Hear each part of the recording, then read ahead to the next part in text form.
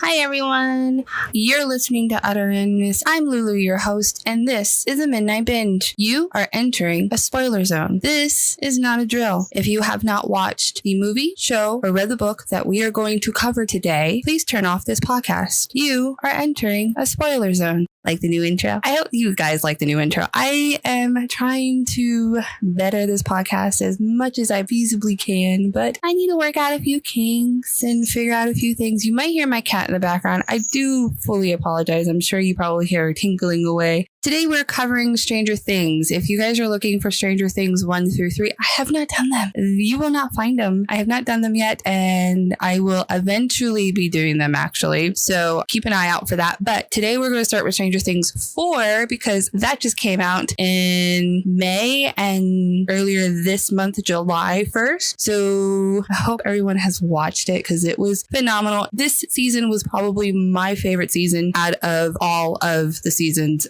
thus far. Like, I loved it so much, and I am super excited to see what season 5 holds. Before I start, this particular podcast will be a multiple parter.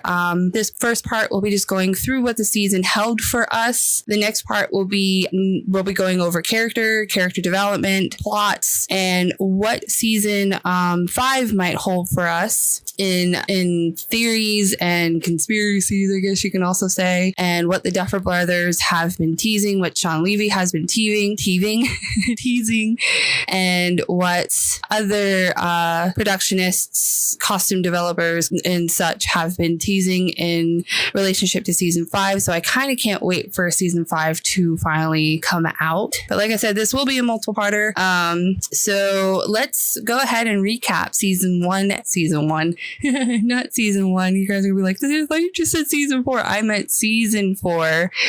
They split season 4 into 2 parts, volume 1 and volume 2. Now, originally, from what I read and from what I was seeing before the volume 1 dropped, was that it was supposed to be, volume 1 was supposed to be 5 episodes, and then season 2, what am I doing? Volume 2 was meant to be 4 episodes, so altogether 9 episodes, but that was changed. I don't know why. I couldn't find any kind of, article or interview or anything like that said why they split it up the way they split it up, because it became 7 episodes in volume 1 and then the 2 last episodes in volume 2. So I don't know why they split it up that way, but that's how they ended up splitting it up, which I think probably worked out better considering the runtime of each episode. Like, each episode could have been equated to a feature film because they were like over an hour long.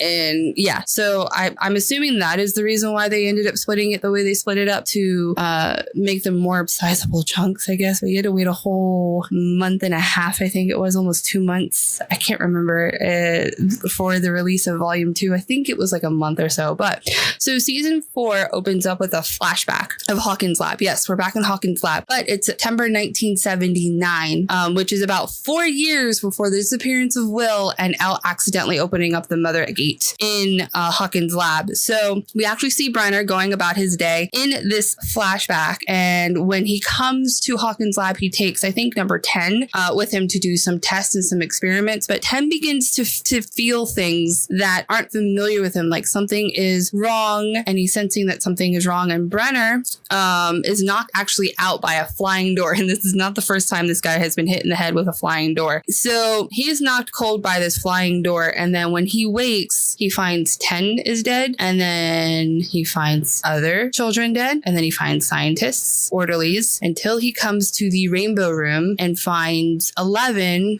covered in blood. Her eyes are bleeding, her ears are bleeding, and her nose is bleeding, and he keeps repeating, "What have you done?" And that is the end of actually that flashback, and you are under the assumption that something happened to 11. Now, the Briars and 11 have moved to California thanks to Dr. Owens. I know I saw something like there's like a hot take. Why did Joyce move the kids halfway across the country, leaving the Briars isolated? This was not Joyce's this idea. It was not her choice. It was, Joyce seems like a really, really good mom. So I'm assuming she did this in the protection of not just her kids, Jonathan and Will, considering what Will has gone through in even season 1 and season 2, but also what 11 has gone through. She has just lost Hopper. She has lost her abilities, and now she's struggling with bullies in high school. And Mike and 11 still have a relationship. They're struggling with a long distance relationship, and she is excited for spring break because Mike is coming down to California to spend time with her for spring break.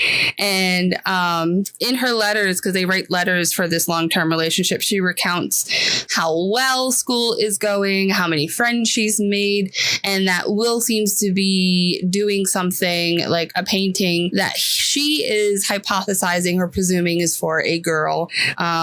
And Jonathan has a new friend named Argyle, who is, as Elle puts it, smokes funny plants in his car.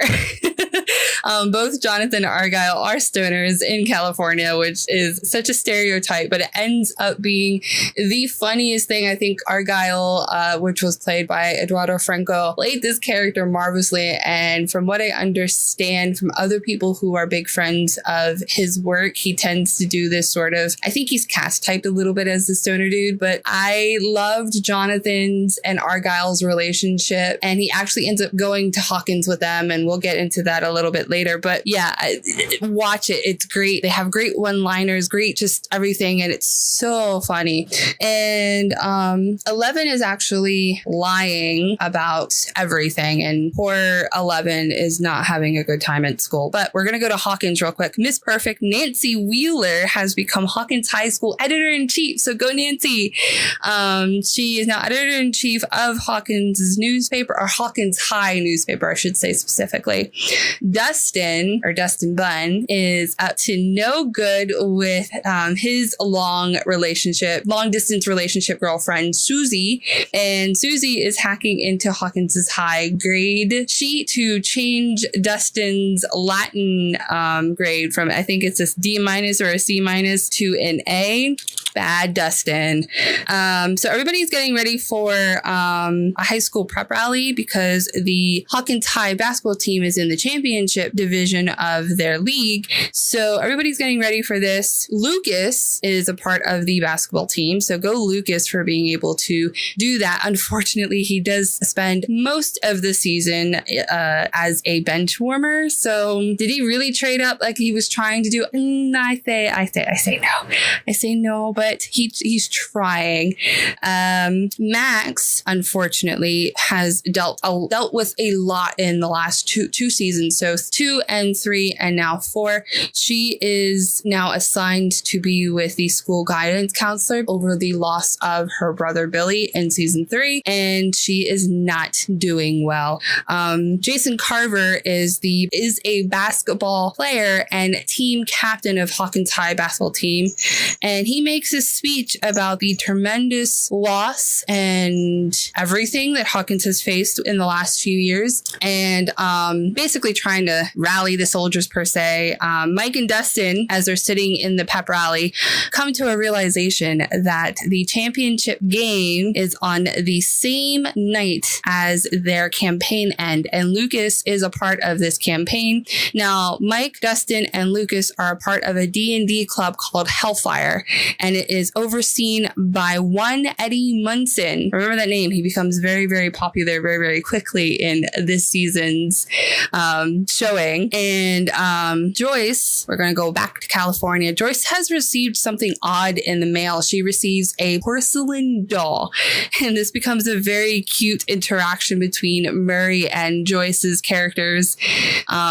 where they're trying to figure out if the porcelain doll is a Russian bomb or something more troublesome than a bomb. Turns out it's just a note inside of a porcelain doll, and dun, dun, dun, dun, it shows that Hopper is alive, and not only just alive, imprisoned in Russia. So after the explosion at Hawkins' lab in season 3, at the end of season 3, where quote unquote Hopper died, Hopper does not die. He is actually captured by the Russians and sent to a Russian prison where he has spent most of the year leading up to season 4 and his time over there. So Murray comes down to California so Joyce can take out money for a bribe so both of them could head over to Alaska, drop off the money so Hop can be broken out of this prison.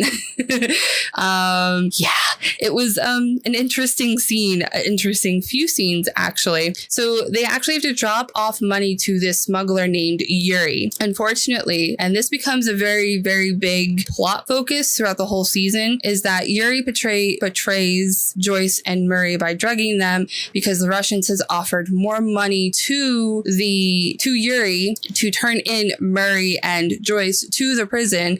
And yes, so not only did Hopper get recaptured after his initial escape, the prison guard that was helping Hopper break out of the prison, one Dmitry Antonov, becomes from Russian prison guard to Russian prisoner, and they get both tossed into a Demogorgon pit. How the Russians got a hold of a Demogorgon is beyond me quite yet.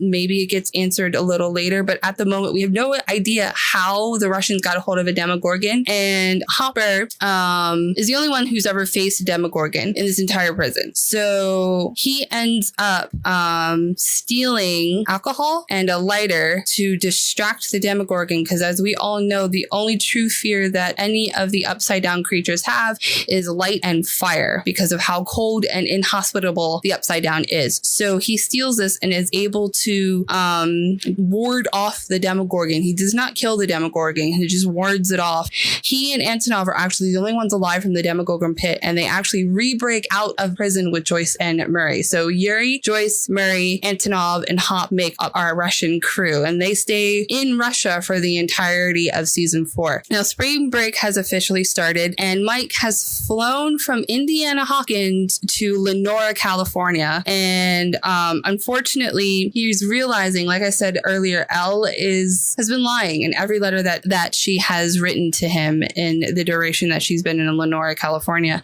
And he actually ends up having an argument with Will about, one, Will and Mike's lack of relationship. They were used to be best friends and now they are not. And how Elle has been lying about her happiness, how well she is doing, and she is not doing well. She is struggling a lot. She has bullies who have made her their prime suspect because how timid and shy she is. By the way, Elle is not really that timid nor shy. It's just that she struggles with making relationships outside of the people she knows. She lies about everything. And Angela, her primary bully, her main bully, they go to a skate rink and they end up bullying Elle in front of Mike, in front of Will, in front of all these people. And 11 has had enough. This was her breaking point right there. So what she turns around and does is bash her face in with a roller skate. And she's arrested for assault. Not exactly the way you want to go out, 11. Considering you're supposed to be in Lenora, keeping a low profile. You're supposed to not exist. You're supposed to be invisible. But yes, she ends up bashing Angela's face in and getting arrested for assault.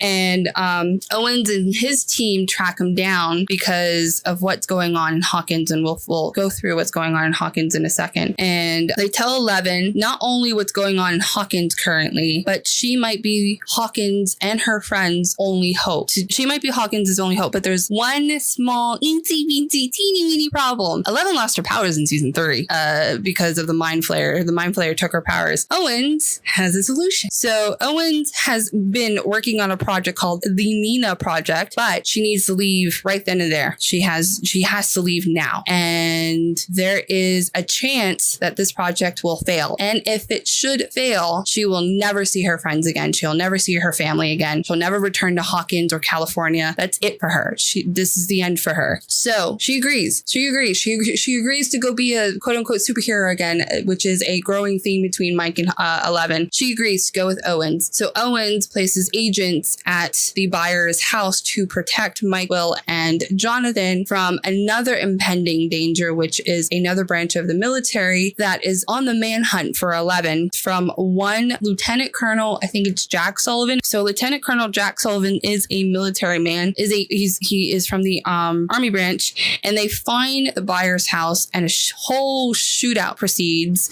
Thankfully, they are able to escape with Argyle's help, and they catch a ride with Argyle to go find 11. So the buyers, Mike, Argyle, and an injured agent who ends up dying a little later, are able to escape this shootout, and the injured agent, now dead agent, hands them a pen that contains a phone number, which is a binary code, I think it's called, that holds the location of the Nina Project. So they actually have to go to Utah to go talk with Susie in order to figure out the coordinates of the Nina Project, and they're able to get the project's coordinates, and they are on their way to 11 someplace in Nevada. So in Hawkins has become the eye of the storm once again.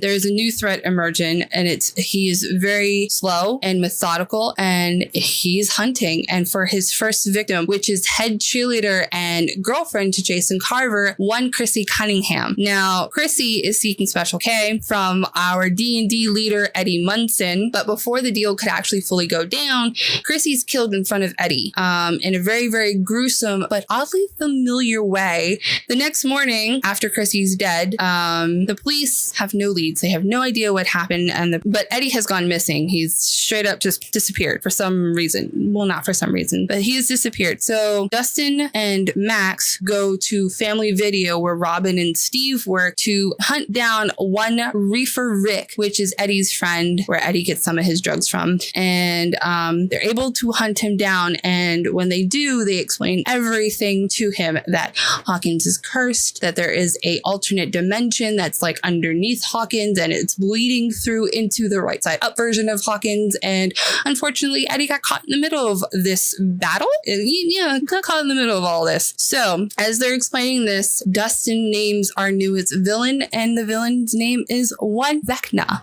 Now, during this exposition that Dustin and Eddie, Steve, Robin, Max are giving to Eddie, Nancy has hunted down Eddie's uncle, one Wayne Munson, and is trying to get some information from him. And as she's getting information from him, her fellow journalist, Fred Bunsen, has unfortunately become Vecna's second victim. Now, Hawkins police can't, as I said, you don't want them out on your side. They can't investigate themselves out of a paper bag. That's the reality of it. And you can't really blame them, because unlike Hop, who understood what was going on, had some inside knowledge, the new chief of police and his deputies have no idea what's going on. So they're literally just working off the information that they have, and none of it's good. So Jason Carver, like I said, is Chrissy's boyfriend, finds out that Eddie is a person of interest because the police can't keep their mouth shut.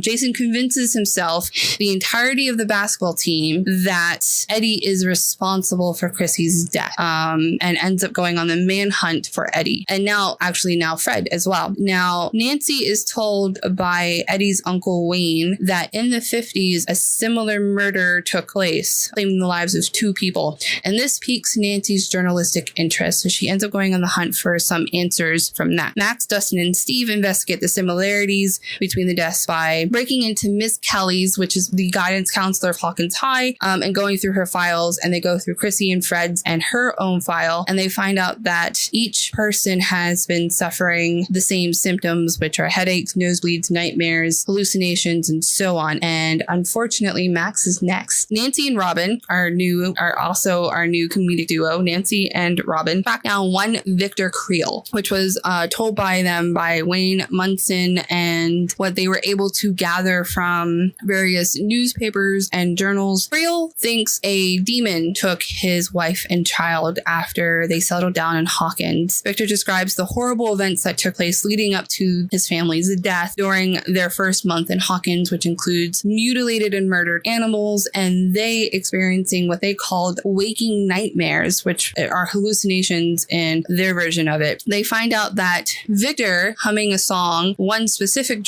song, Dream a Little Dream of Me by Ella Fitzgerald, I gotta remember remember this was in, I think, 1959, 1960. And Robin puts 2 and 2 together, and voila, you find out that in order to break Vecna's spell, they need a song. They need not just any song, their favorite song in order to break the spell or the trance, the curse, however you wish to call it. And Max, they end up putting this theory to test pretty quickly. Max is possessed by Vecna when she goes and visits her brother's grave, Billy's grave, and only music once again can break this trance. As you hear my cat, I'm sorry. So Max's favorite song is Running Up That Hill by Kate Bush. So they find this breaks their curse, and Max is able to return to them pretty quickly. Jason's resolve, though, isn't dampened during Chrissy's funeral. As you hear my cat, I'm so sorry. My cat's being a bit of a clinger today. Someone tips Jason off that Chrissy is at Reefer Rick's, which is next to Lover's Lake, is at Lover's Lake at Reefer Rick's house, and they're able to go track him down. Unfortunately, one Patrick McKinney is Vecna's third victim. Technically, he should have been his fourth, but ends up his third victim. And Jason actually sees this. Jason actually sees Patrick's death because they're overturned in the water as Patrick dies. But Jason can't comprehend what he's saying, seeing, and this further convinces him that Eddie is somehow responsible for Chrissy, Fred's, and Patrick's death. And he's fully convinced that it's his fault. Nancy realizes that the drawings that Max has been making under the protection of them, that it's actually the Creel house. So they end up going investigating the Creel house and find out some answers, find out some things. Eddie, who has escaped from Jason's grasps, contacts them to get them to come and get him, basically, that he's at a place called Skull Rock, which is a few miles outside of Lover's Lake. And as they get to Lover's Lake, they realize, well, I should say Destin realizes that his compass is kind of wonky. And they've experienced this before in season 1, where some kind of electromagnetic interference, couldn't say that, has messed with his compass, which means one thing: a gate is nearby. So they find a gate out on Lover's Lake. Robin, Steve, Nancy, and Eddie go out to Lover's Lake. Steve takes a dive and is sucked through this gate and is attacked by bats, which have been cursedly named demo bats. And I think they're a little bit more vicious than anything we've probably faced. They're not deadly, but they can definitely strangle you. And our entire lake crew gets sucked into the Upside Down and have to go find, they go to the Wheeler house and find out that something's wrong in the Upside Down. And not just wrong, it's stuck. Time has frozen in the Upside Down. And they find this out when they go visit the Wheeler house in the Upside Down to go find Nancy's guns. Yes, guns that are hidden in Nancy's house. And they're investigating. They can't find the guns. So Nancy picks up her journal and find out that the Upside Down has been stuck on November 6, 1983. The date is important because that's the date the Mother Gate was open, Will disappeared, and the Demogorgon got out into the right side up version of Hawkins. Why is it stuck? We don't know yet. We don't know why the Upside Down is stuck on 1983, November 6th to be specific. So we don't know why it's stuck yet. Now, in the right side up, Dustin thinks that each of Vecna's victims coincide with a gate opening. So the 4 stuck in the Upside Down, talk to those in the right side up through a light bright, which is those little, which is that little light machine that you put the little like pegs in and you light it up and make a really, really cute design, which is Holly's, which is Mike's and Nancy's little sister. So they find out, or they realize that the deaths coincide with an opening of a gate, which means that there's a gate at Eddie's trailer. So they all go to Eddie's trailer and come back up into the right side up. Unfortunately, Nancy is possessed by Vecna. Now, Nancy's not killed, thankfully, knock on wood. She's not killed. However, she is a messenger for 11. Vecna specifically tells Nancy, tell her everything that you see. Remember that opening in season 1, episode 1? Yeah. We find out what actually happened during the Nina project that 11 is going through. And the bane of my existence, the bane of season 1, Dr. Martin Brenner is alive. Yeah, we're having a lot of fake deaths here. First top, now it's Dr. Brenner. Isn't he dead yet? Like, he was attacked by 2 doors and a Demogorgon and he's not dead yet. So He's one of the heads of the Nina Project alongside Dr. Owens, and we find out what actually happens during the Hawkins lab massacre. Now, as Dr. Brenner explains it, is that Eleven's mind is cut off from her powers thanks to the mind flare, and her body remembers how to do it, but now they have to reconnect her mind and her body. That way she can continue to use her abilities as she sees fit, per se. So the only way to reconnect her abilities is to traverse traumatic events. In her case, the massacre at Hawkins High, which is actually the name of an episode. I think it's the last episode. Now, we are introduced to an orderly named Peter Ballard, who forms a bond with Eleven. He even coaches her how to use her powers through bad memories, but she finds a good memory to attach to and use her abilities. Later, he offers to help Eleven to escape from Hawkins' lab through a pipe, which this should be very, very familiar because this is the same pipe that Eleven escapes 4 years later. But she wants Peter to go with her. Unfortunately, Peter can't fit through this pipe, and on top of that, he's being tracked by a device that's been implanted into his neck. So, Eleven, being the good person she is and slightly naive because she's like 6 or 7 at this point, she takes the tracker out of Peter, and this is when all hell breaks loose. Peter Ballard isn't an orderly at all. No, he has a number, and it's number 1. My mind was like, what? What's going on? I had to rewatch that particular scene like 3 times. I was like, what? He is the first child that entered Dr. Brenner's experiment on psychokinetic abilities, and it turns out Eleven was not responsible for the massacre at Hawkins' lab. It was number 1. He was responsible, and he is angry. He's very angry. Another twist: Peter isn't even his real name. Yeah, it is one Henry Creel. That's right, Victor Creel's son. You know, the guy that's in Penhurst Asylum. Yeah, that dude. Yeah, that's his son. And not only was he responsible for the massacre at Hawkins' lab, he was responsible for the death of his sister Alice and his mom Virginia, and the attempted murder of Victor Creel. That doesn't blow your mind.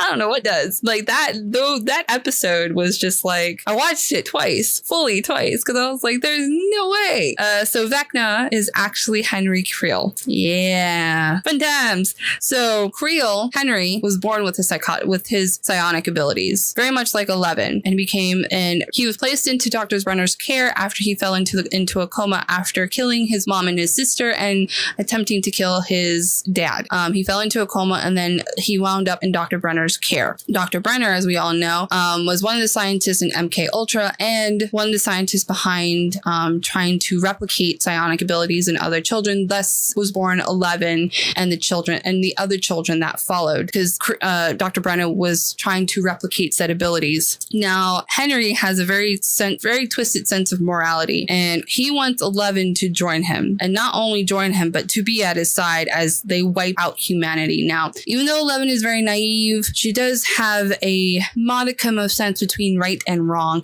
and thus pushes Henry through a sliver into the upside down, and thus Vecna was born. This is where Volume 1 ended. So Volume 2, Episode 8, named Papa, still has Hop, Joyce, Murray, Antonov, and Yuri in Russia. So like I said before, they spend their entirety of this episode in Russia, where they discovered that the Russians not only have a Demogorgon, but they have a pack of demo dogs and something called a shadow monster. Now, we know this shadow monster as the Mind Flayer, but they have a piece of it in this Russian lab underneath the prison. Like I said, they are able to escape, but they escape with the sound of guns and screaming behind them. They find themselves back at the church where Hop initially escaped to, and Yuri attempts to quote unquote fix a helicopter, but Joyce and Hopper are desperate. They want to get back to Hawkins in some way as quickly as possible because they kind of know what's going on, and they hope to destroy or at least help those back in Hawkins through the upside down, or through the captured piece of the shadow monster in the Russian prison. So Hop theorizes that if they destroy the shadow, they can help those back in Hawkins. So they have to break back into the prison, and like I said, they find a massacre because of the Demogorgon, and now the resuscitated demo dogs. Yeah. And how did they resuscitate, you ask? Because the shadow shadow went in them and resuscitated them. This is a new ability we did not know that the shadow had. At least I don't think we knew that the shadow had, or the mind flayer had. So he can resuscitate things. That might be important maybe for season 5. So they are no longer up against a Demogorgon. They are now against Demogorgon and a pack of demo dogs. Yeah, someone's gonna die. Hop decides that he's going to become bait for the Demogorgon and the dogs. Thankfully, Murray has other plans and roasts their asses in a very, very fiery death. Unfortunately, the Demogorgon does not go down, and Hop, in one fell swoop with a sword, is able to decapitate the beast. And 11 is thankfully reunited with Will, Mike, Argyle, and Jonathan after Sullivan has found the ICBM that they are hiding in Nevada.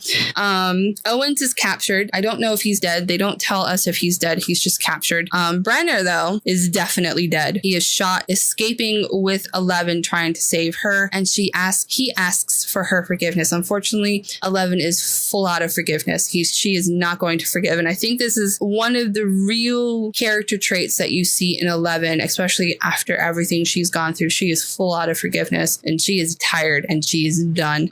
The 5 of them try to get back to Hawkins. Unfortunately, they cannot get back to Hawkins in time because 11 has found out that the group in Hawkins is coming up with a plan to use Max as bait for Vecna to come after them, while 5 of them technically are in the upside down and the other 3 are in the right side up. 11 wants to help in any way that she possibly can, so she decides that she needs to piggyback on Max's consciousness to get into Vecna's lair. Unfortunately, she needs a sensory deprivation tank, and the ICBM is crawling with the army and the military and a downed helicopter and Jack Sullivan, so they can't go back to the ICBM for the Nina project. So Argyle goes, let's go to my pizza joint.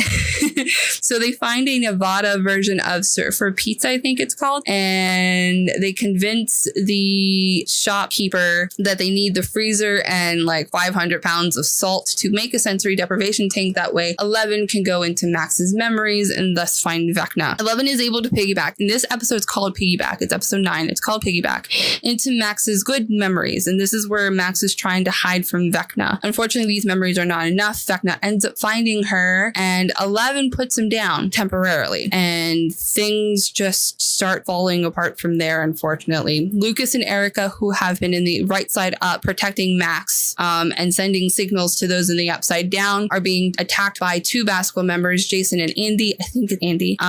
Nancy, Steve, and Robin have been caught by the viney thingies in the upside down and are now hanging in the upside down. Dustin and Eddie, after successfully distracting the demo bats, are unsuccessfully attempting to ward them off of themselves as they break into Eddie's trailer, and Eddie decides to be a hero and sacrifices himself. I told you someone was going to die. Now, unfortunately, Max is having no luck warding off Vecna, and she dies because Lucas can't save her because he's trying to ward off Jason, who has broken the cassette recorder. So Vecna takes over and does end up killing Max. Sorta.